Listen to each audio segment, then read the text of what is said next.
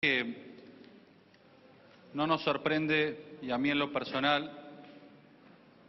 no me sorprende la negativa del kirchnerismo en la aprobación de este decreto 62 que establece en la República Argentina la acción de extinción de dominio. Y digo que no me sorprende porque esto ya se ha venido discutiendo desde hace muchísimo tiempo en el Congreso de la Nación. Esta discusión no es nueva.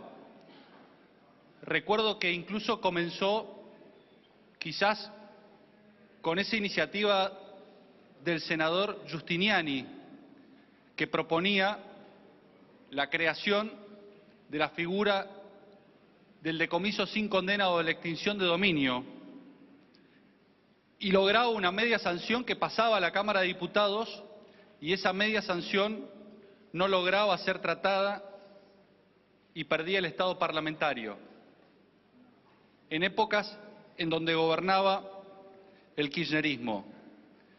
No me sorprende porque en el 2016 la Cámara de Diputados dio media sanción a una ley de extinción de dominio que tomaba, entre otras consideraciones, a la ley modelo de Naciones Unidas,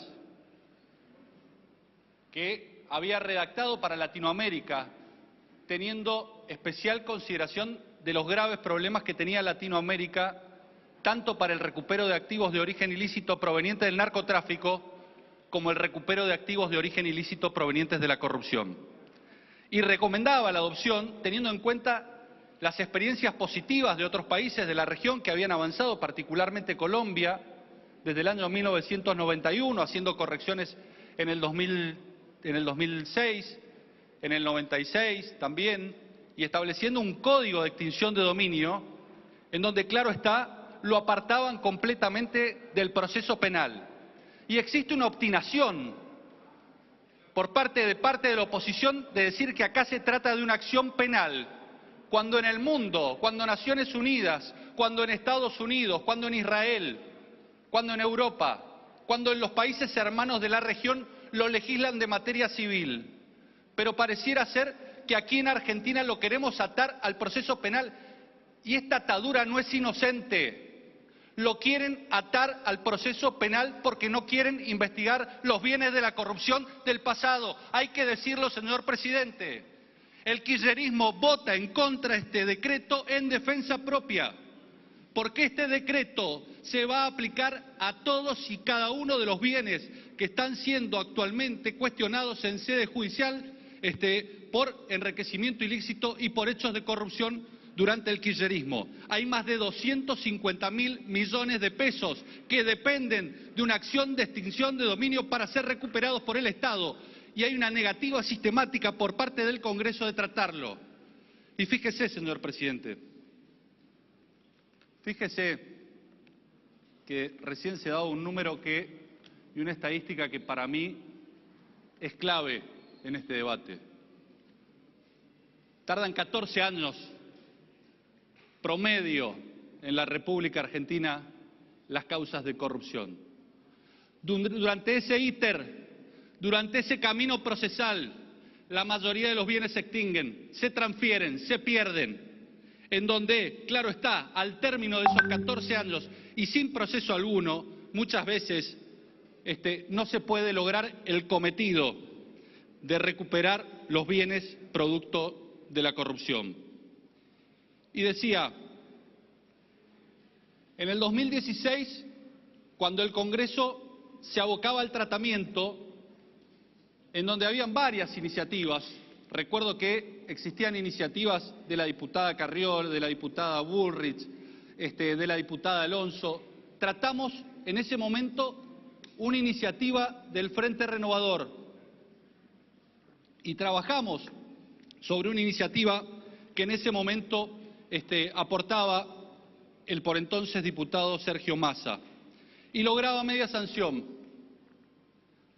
Y prácticamente al borde de la pérdida de estado parlamentario, el Senado se aboca al tratamiento fundamentalmente fruto de la presión social que existía porque perdía estado parlamentario y esta pérdida de Estado parlamentario había sido denunciada por organizaciones sociales, pero también había sido denunciada por el presidente del interbloque de Cambiemos, el doctor Mario Negri, donde advertía que, en definitiva, estaba por perder Estado parlamentario.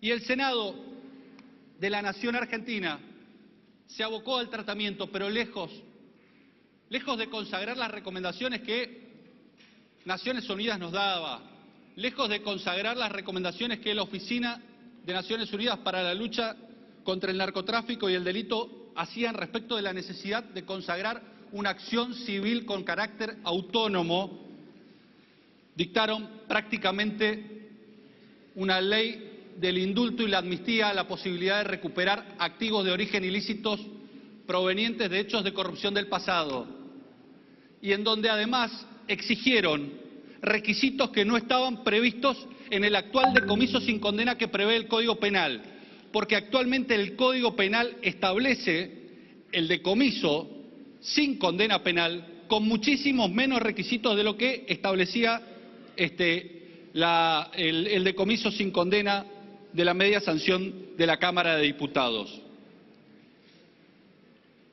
Y se critica este decreto y se dice, el primer argumento que se da es que es violatorio de la Constitución Nacional, es violatorio del artículo 17 de la Constitución Nacional, que no puede haber decomiso sin condena y sin proceso penal en la República Argentina. Yo lamento a aquellas personas que liviana y ligeramente dicen esto, que no hayan reparado en la legislación argentina, donde ya desde hace muchísimo tiempo no reclama ni requiere decomisos con condena en el país. Y esto lo hace por recomendaciones del GAFI, claro está. En muchísimos tipos penales en la República Argentina no es necesaria la condena penal para proceder al desapoderamiento. Pero lo curioso y lo llamativo es que, pese a contar con la posibilidad del establecimiento del decomiso sin condena, no lo hayamos dispuesto y legislado para corrupción. Y uno dice, ¿esto es casual? Y la verdad que no puede sostener que esto es casual, porque también pasaba con el arrepentido, porque cuando legislábamos sobre el arrepentido en la República Argentina, dábamos cuenta de que, en definitiva, en prácticamente todas las figuras que cruzaban al crimen organizado, la posibilidad de contar con el arrepentido, con el delator premiado de Brasil, estaba dispuesta en nuestra legislación. Pero, sin embargo, cuando buscábamos y veíamos la posibilidad de establecer el decomiso sin condena, nos dábamos cuenta que para los delitos contra la administración pública allí no se permitía. Fíjese, señor presidente, yo voy a leer algunos de los tipos penales que actualmente el juez penal, dentro de un proceso penal, puede proceder a decomisar sin que exista una sentencia condenatoria. Tenemos corrupción de menores, promoción de prostitución, el 127 de explotación de prostitución, el 140 de trata de personas, el 142 bis de sustracción y ocultamiento de persona, el 145 bis de privación de la libertad agravada, el 145 ter de tortura, el 170 de extorsión, el 275 sexto párrafo, armas de fuego, municiones y explosivos también es posible decomisar sin condena penal.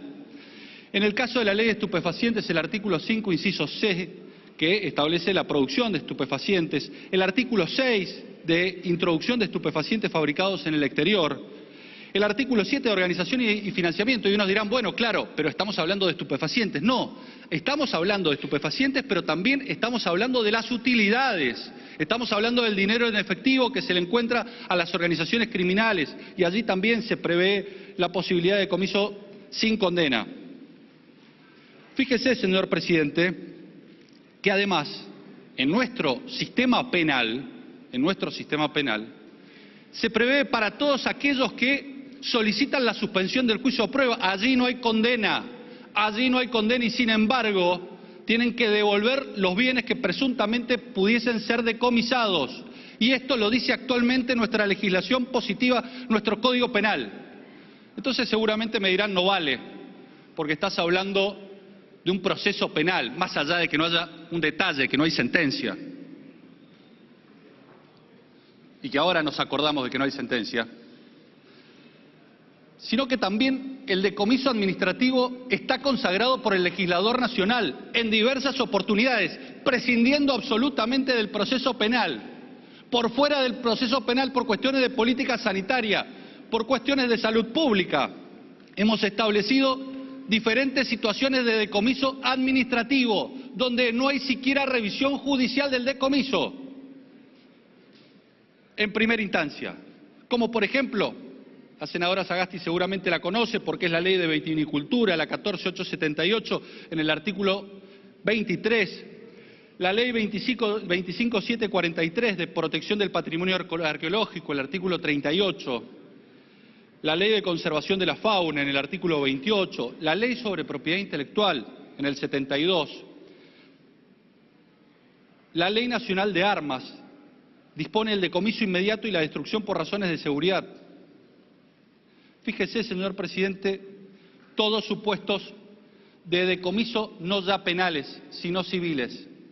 En Estados Unidos, por ejemplo, y esto es importante decirlo, en Estados Unidos incluso se habilita el decomiso administrativo cuando se trata de bienes muebles o cuando el dinero no supera los $500.000.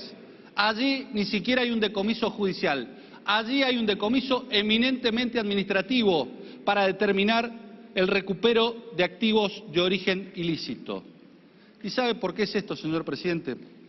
Lo dice el prólogo de Naciones Unidas cuando hace las recomendaciones respecto de la necesidad de consagrar normas NSB, que le llaman ellos, o normas de decomiso sin condena en materia civil. Y digo normas de decomiso sin condena en materia civil que son equivalentes a la acción de extinción de dominio. Y me dirán, no, decomiso sin condena es una cosa y acción de extinción de dominio es otra. Pues les digo que, según Naciones Unidas y según la ley modelo, no es así. Porque cuando elaboraron las recomendaciones de la ley modelo, hay un párrafo que es muy importante porque es esclarecedor. En las recomendaciones de la ley modelo, en el prólogo, decían que era regional, por cuanto fue diseñada siguiendo la tradición civil de los países hispanohablantes de Latinoamérica, que pudieran acoger esta iniciativa. Por la misma razón, se adoptó el nombre de extinción de dominio, por tratarse de la denominación más común en la región, y no, por ejemplo, por decomiso sin condena, término utilizado en otros ámbitos internacionales. ¿Y por qué, señor presidente, es necesario que exista una acción de extinción de dominio? Porque, claro está, el proceso penal no estuvo diseñado, no estuvo ideado para recuperar activos. El proceso penal estuvo determinado para establecer la responsabilidad penal de una persona que había cometido presuntamente un delito tipificado por una ley. Pero no estuvo pensado para recuperar los activos. De hecho, en la redacción original del... ¿Puede pedir silencio, señor presidente, en el pasillo? Hay bullicio. En la redacción original del artículo 23... ¿Puede pedir? Sí, silencio, por favor, a los asistentes. O que cierre la puerta. En la redacción original... No hay aire acondicionado, diputado Petri, se lo escucha bueno, por eso le pedí perfectamente, con micrófono y sin micrófono. Está bien.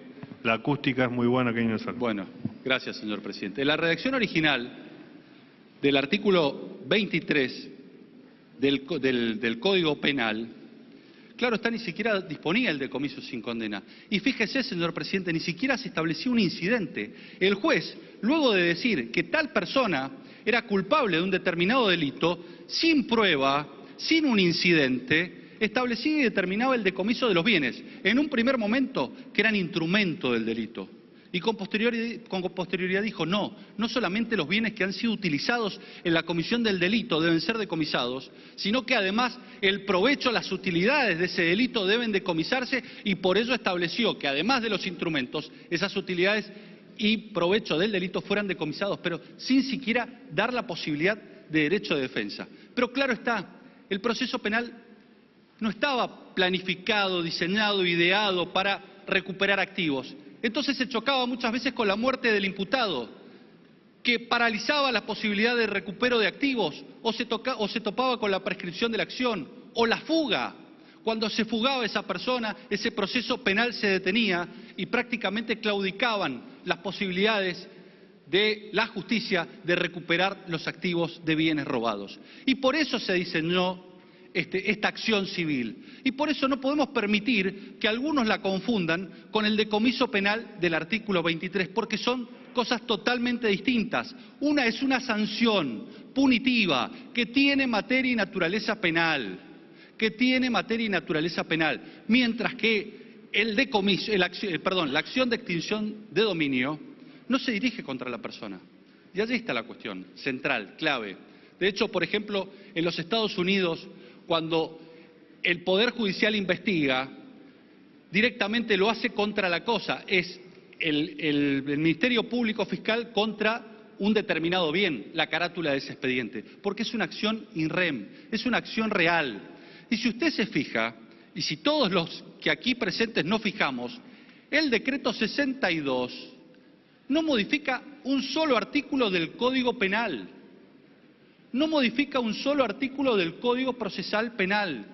Entonces no podemos permitir que digan que tiene naturaleza penal esta acción, porque no la tiene, porque tiene naturaleza civil. Esto es como si nos dijeran que si hacemos un decreto que modifique la responsabilidad extracontractual, tiene implicancias penales y está vedado por la Constitución por todo el tema de las lesiones y homicidios culposos o todos los daños que pueden generar responsabilidad extracontractual. No es así.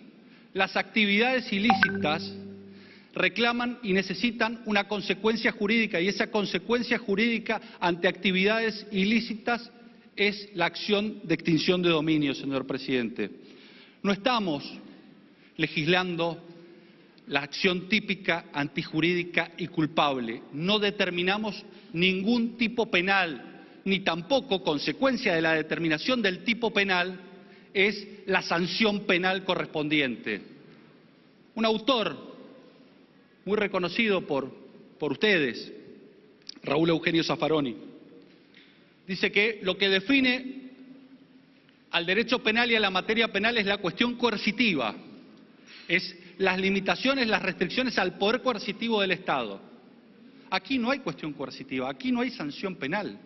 Aquí de lo que se trata es de verificar en un proceso civil en donde se otorgan y se establecen todas las garantías procesales habidas y por haber, pero donde rigen los principios del derecho civil, no rigen los principios del derecho penal. Y por eso se puede investigar hacia atrás, y por eso se puede ocultar el pasado. Se puede ocultar el pasado justamente porque no rige el principio de irretroactividad de la ley penal. Muy por el contrario, todas las legislaciones que sancionan la acción de extinción de dominio prevén la posibilidad justamente de poder investigar judicialmente el origen de esos bienes, independientemente que haya sido con anterioridad a la sanción de esa ley. Porque ¿sabe qué pasa, señor presidente, si eso no ocurre? Uno consagra el indulto y la amnistía por el transcurso del tiempo. Uno automáticamente declina la posibilidad de investigar, independientemente de que reconozca que el origen es ilícito, por el solo transcurso del tiempo. Entonces nosotros no queremos que el transcurso del tiempo sea un obstáculo para investigar el origen, la causa, la razón de adquisición de ese bien, en donde, claro está, esa persona va a tener todas las garantías y va a poder demostrar fundamentalmente que ese bien fue adquirido lícitamente. Y si no lo demuestra, señor presidente, algo que es clave y es trascendental. Cumplimos a rajatabla lo dispuesto por la Constitución, porque va a haber una sentencia, no como los decomisos sin condena que usted vio acá. Va a haber una sentencia dictada por un juez civil que va a establecer declarativamente que no existió consolidación del derecho de propiedad, porque mal puede el Estado Nacional ser garante de la propiedad privada de los corruptos y narcotraficantes en el país. Nada más, señor presidente.